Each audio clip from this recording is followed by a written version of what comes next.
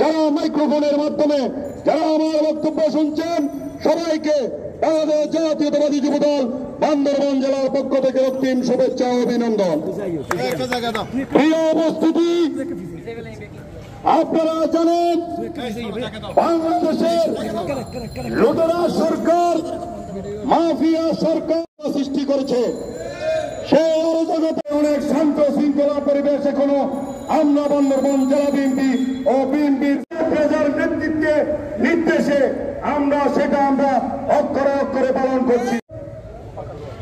সভাপতি প্রকাশ বড়ুয়া তারা আওয়ামী লীগের জন্য মায়া কান্না কাঁদবেন। বিশেষ করে বান্দরবানের যদি আইন শৃঙ্খলা অবনতি হয়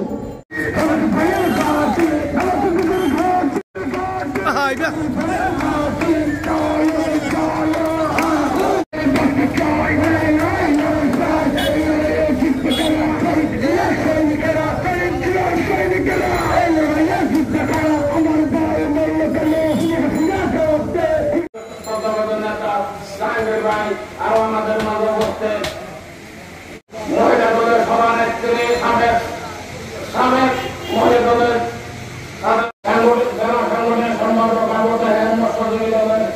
সভাপতি আবুল হাসান মাইসহ অসংখ্য সভাপতি হিসেবে আপনাদের অভিনন্দন শুভেচ্ছা জানিয়ে আমার সংক্ষিপ্ত বক্তব্য শুরু করছে। প্রিয় বন্ধুরা, আজকে আমাদের অসংখ্য নেতাকর্মী গণ হত্যার বিনিময়ে আমরা এই দেশ থেকে বিতাড়িত করতে সক্ষম হয়েছে সকলের প্রচেষ্টার মধ্যে দিয়ে।